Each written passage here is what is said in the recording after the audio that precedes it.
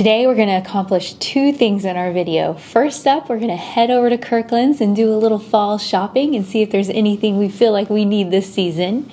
And number two, we're going to do a fall thrift store makeover. There's something that I've really been wanting to try, and I found the piece that I've been looking for a very reasonable price. And I thought it might give you guys some ideas of something that you can do for your home to save money this fall season for decorating. All right, so first up, let's head on over to Kirkland's.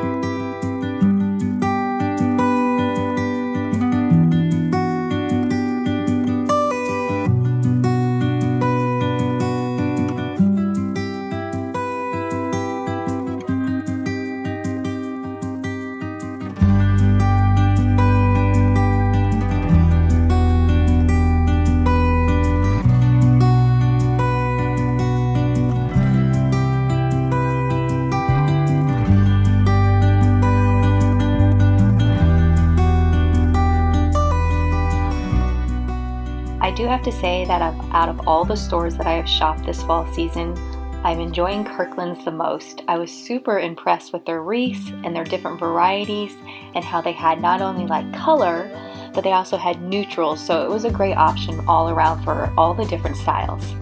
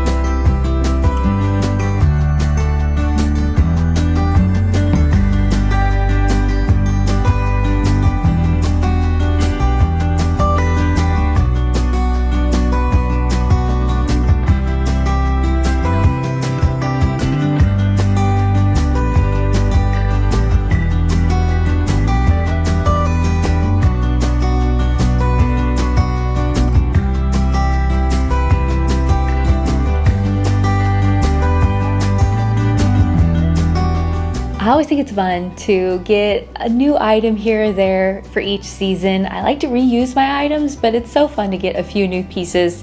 It just feels special and just adds a little extra something for that season. So next, let's get started on our DIY and head on over to the Salvation Army where I found what I've been looking for. And don't forget, if you're enjoying today's video, to give it a thumbs up and subscribe if you haven't done so already. Well, I've been on the hunt for a large framed picture that was inexpensive, and I found this one for $8.98, and it had the glass in it. That was very important for the project that we're about to do, because we're about to make an antiqued framed mirror for my mantle.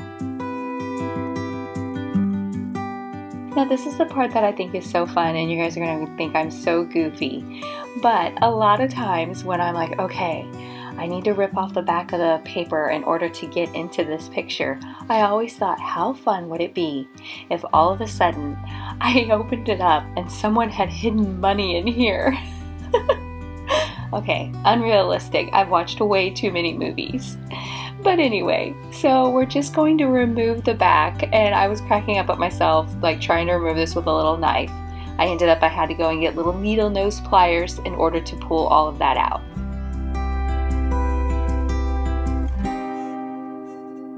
Okay, I start to get unrealistic fears here. Let me know in the comments down below if any of you guys are like me, but I always feel like when I pull the glass out, I'm going to be the one that drops and shatters it. Okay, if you want to make an antique mirror out of glass, this is how you do it. You take regular vinegar, and as you can see, I'm just pouring it into my hand and just kind of dropping it all over the glass. There's no rhyme or reason. I didn't do a spray bottle because you don't want it so tiny. You want your drops to be a little bit larger. And then they have available at different craft stores, Walmart, Ace Hardware. They have the mirror paint, and I chose gold, but they do have the original silver, so that is an option. And then as you can see, where the vinegar was, it doesn't adhere the paint, and it's fun to just go back in with a little paper towel and just dab where that was, and it'll start to give that old feeling, that rustic, antique look. Next, I flipped over the picture that was originally in there, and I just kind of haphazardly spray painted black. You could also spray paint the back side of the glass, because this is what's going to show through the little antique spots and help give it that special look. This step is optional, but I do think it adds something to the project.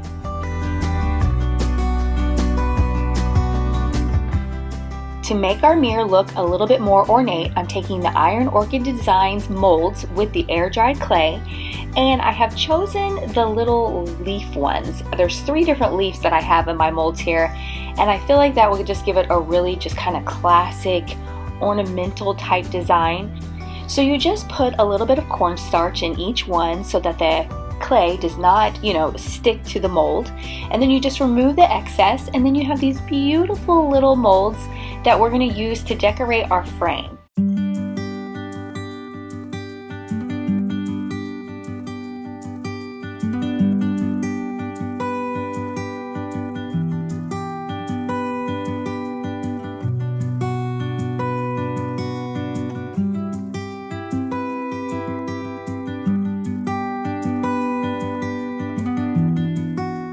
While the clay is still soft and not dry, I'm going to adhere it to the frame with E6000. Enjoy this lovely shot I got of my hand. I was cracking up when I went back and was editing this. I was like, really, Leslie? Great shot of your hand.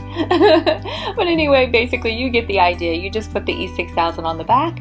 Be sure to press lightly so you don't lose the shape of the mold. And then we proceeded outside. I got a nice antique bronze color spray paint. I'm just going to go around, spray paint it all and get it all cohesive and incorporated. And then next up after that, we're just going to add a few little added touches, and I can't wait for you guys to see how this comes together.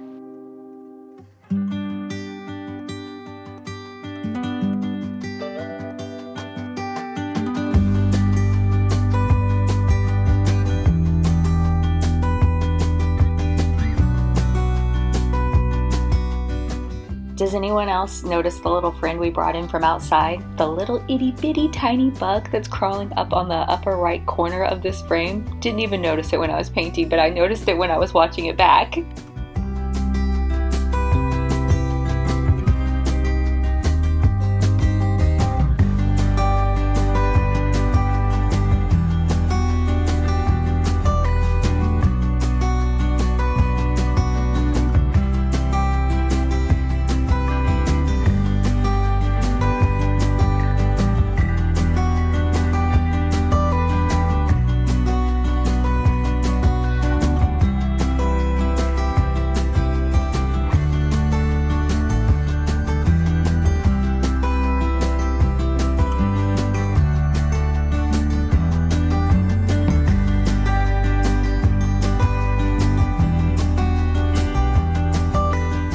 I had to go and get out of my little picture hanging kit that I have these little clips in order for everything to stay in since we took out the staples.